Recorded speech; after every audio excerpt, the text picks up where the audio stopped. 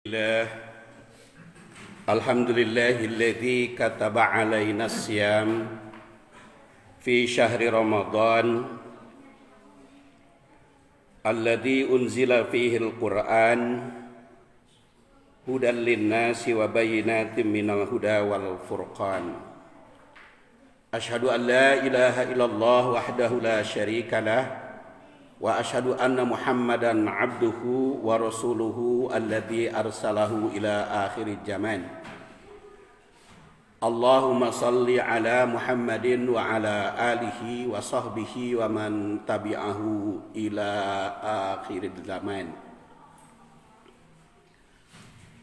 قال تعالى في القرآن الكريم أعوذ بالله من الشيطان الرجيم يا أيها الذين آمنوا اتقوا الله حق تقاته ولا تموتن إلا وأنتم مسلمون فيا عباد الله أوصيكم وإياي بتقوى الله فقد فاز المتقون وقال تعالى يا أيها الذين آمنوا كتب عليكم الصيام كما كتب على الذين من قبلكم لعلكم تتقون أياما معدودات فمن كان منكم مريضا أو على سفر فعدة من أيام أخر وعلى الذين يطيقونه فدية طعام مسكين فمن تطوع خيرا فهو خير له وأن تصوموا خير لكم إن كنتم تعلمون. Sidang Jumat rahimakumullah, beberapa hari lagi kita akan memasuki bulan yang penuh barakah, bulan Ramadan. Muhammadiyah dan Persis sudah menetapkan tanggal dan harinya. Dan mungkin masyarakat yang tidak masuk kepada Jamiah tersebut menunggu keputusan dari pemerintah karena suka sidang ru'yah. Sidang Jumat rahimakumullah, bagaimana pelaksanaan ibadah Ramadan yang baik, yang memiliki nilai maksimal sebagaimana digariskan di dalam hadis Rasulullah SAW, Syahrul Ramadan Syahrun Mubarak.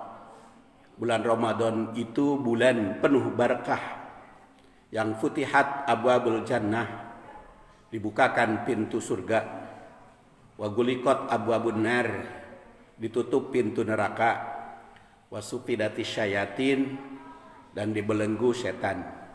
Dan itu semua seluruh bulan Ramadan dalam bulan yang penuh. Beda lagi dengan yang digariskan hadis dhaif, awaluha rahmatun, ausatuha magfiratun, dan akhiruha idkun minan nar.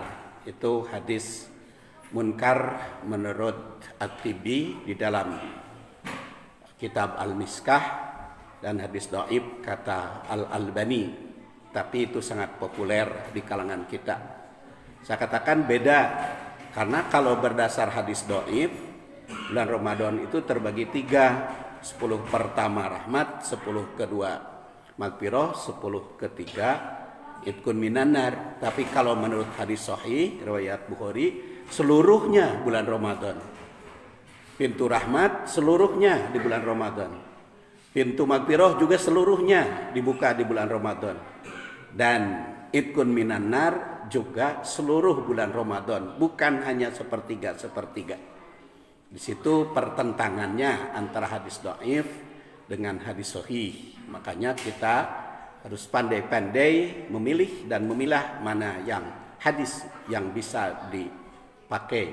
Karena kalau berdasar tadi magfirah semuanya seluruh bulan Ramadan, berarti juga rahmatnya sudah ada sejak awal, sejak sampai akhir. Kemudian tadi ada magfirah, itu juga sejak awal, karena di sana dikatakan guliqat abwabun nar, dibuka pintu neraka, berarti itu selama 10 bulan Ramadan.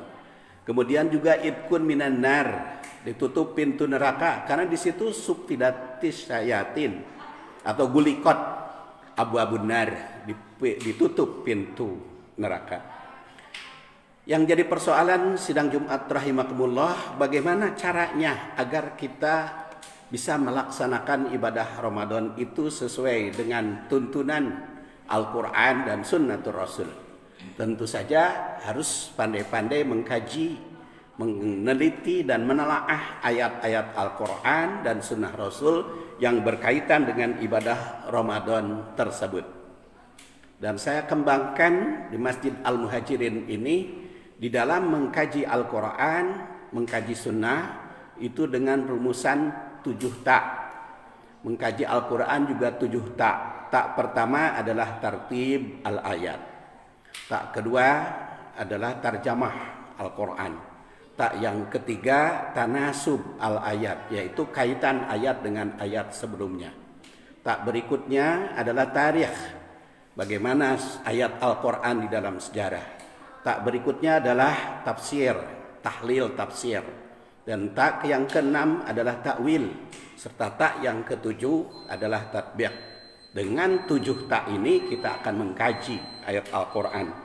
Kita lihat surat Al-Baqarah 183 yang saya bacakan tadi. Ya ayyuhalladzina amanu kutiba alaikumusiyam kama kutiba alal ladzina min qablikum la'allakum tattaqun. Terjemahnya, ya ayyuhalladzina amanu, wahai orang yang beriman, kutiba telah dipardukan, ditulis, alaikum atasmu asyam saum, kama kutiba alal ladzina min qablikum, seperti telah dituliskan, dipardukan kepada umat sebelum kamu. La'allakum tattaqun, mudah-mudahan kalian yang bertakwa. Itu tartib al-ayat dan tarjamah. Kemudian bagaimana tarikh ayat ini? Sejarah ayat ini turun pada tanggal 10 Sya'ban tahun kedua Hijriah sebelum perang Badar. Setelah dipadukan kepada Rasulullah SAW ayat-ayat perang, ayat-ayat perjuangan, dan setelah ada perubahan kiblat, itu adalah tarikh ayat. Kemudian tanasub, kaitan dengan ayat sebelumnya. Ayat sebelumnya seperti surat Al-Baqarah 178 sampai 182 itu kaitan dengan kewajiban umat yang berkaitan dengan masyarakat dan keluarga. Kewajiban umat yang berkaitan dengan masyarakat tercantum ayat 178.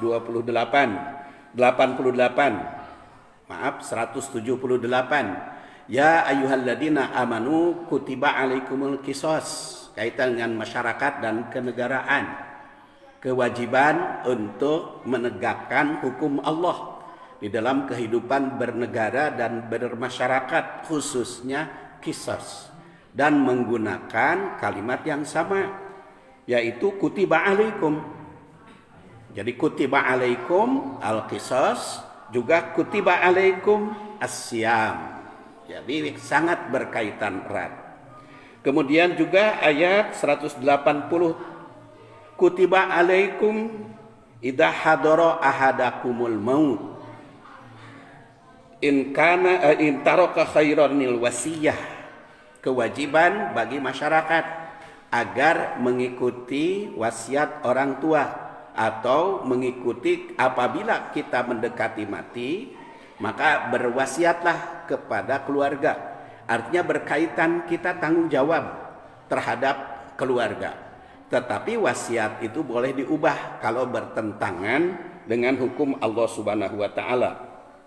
Maka alal ladina yubadiluna itu innallaha samiun alim, faman khafa min musin janapan au isman fa aslaha bainahum fala isma alaih.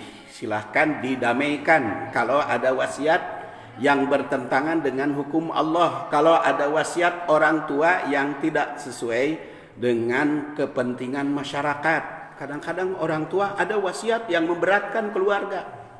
Contohnya wasiat, kalau saya mati minta dikubur di tempat anu, itu memberatkan keluarga. memberatkan masyarakat, hal yang demikian bisa diubah. Bagaimana kalau dia meninggalnya di Mekah, masa harus dikubur di Bandung? Jadi itu bisa diubah, wasiat yang bertentangan. Contohnya juga orang tua berwasiat, kalau saya meninggal maka bagi rata waris baik laki-laki maupun perempuan, itu harus diubah. Karena bertentangan dengan wasiat Allah, yusikumullah fi auladikum lidzakari mislu hadil unsayain. Allah telah berwasiat kepada kalian agar membagi waris untuk anak laki-laki mendapat 2 kali perempuan. Jadi kalau orang tua berwasiat agar disamakan, harus diubah wasiatnya. Makanya di ayat 182 dikatakan, faman khofa mim musin janaban au isman fa aslaha bainahum fala isma alaih. Ya, kalau dikhawatirkan ada pertentangan, dikhawatirkan ada kesulitan, diperhatikan atau dipertimbangkan ada perbuatan dosa, maka islah, diperbaiki wasiat orang tua.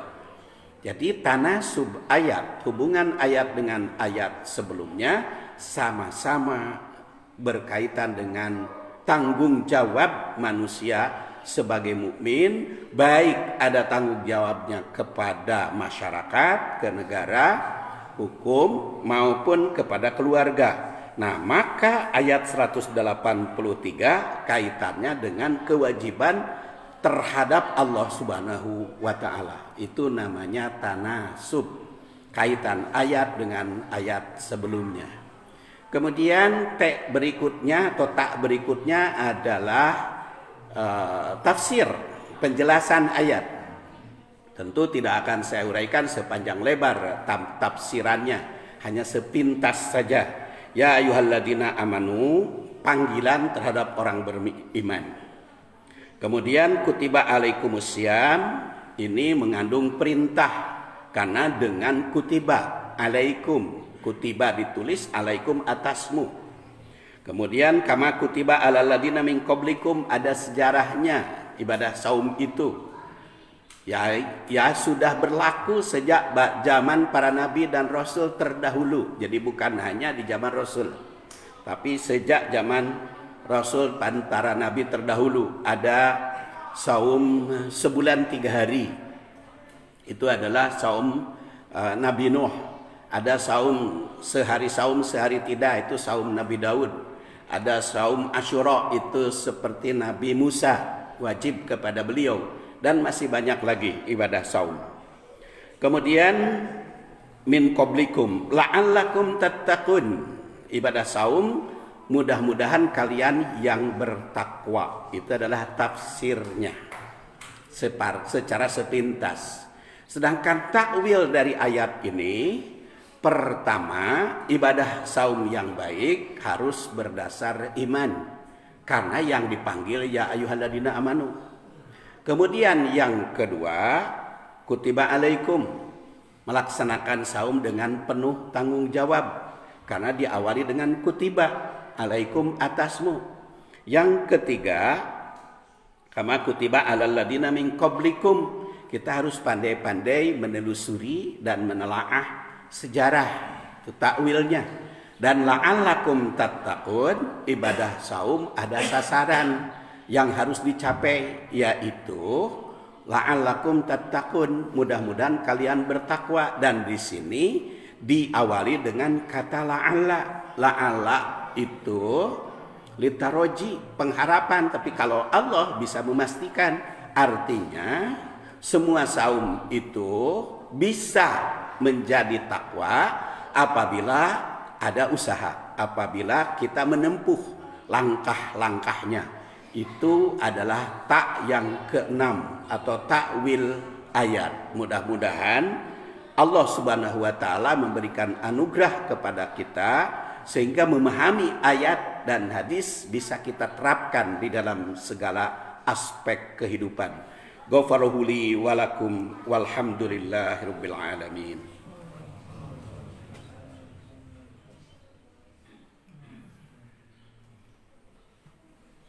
Alhamdulillahi wa kafa wassalatu wassalamu ala nabil mustafa wa ala ahli sidki wal wafa asyhadu an la ilaha illallah wahdahu la syarika lah wa asyhadu anna muhammadan abduhu wa rasuluh alladzi la nabiyya ba'dah.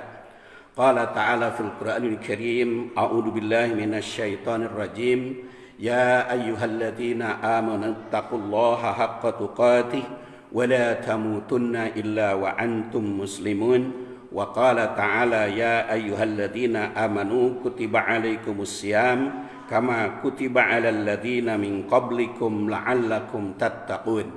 Sidang Jumat rahimakumullah, pada khutbah yang kedua ini yang ketujuh, yaitu tatbik di dalam memahami ayat Al-Quran. Tatbik yang pertama, kita harus menempuh langkah meningkatkan iman agar saumnya benar-benar bisa dilaksanakan atas dasar iman. Maka langkah yang pertama selalu selama ibadah Ramadan meningkatkan iman.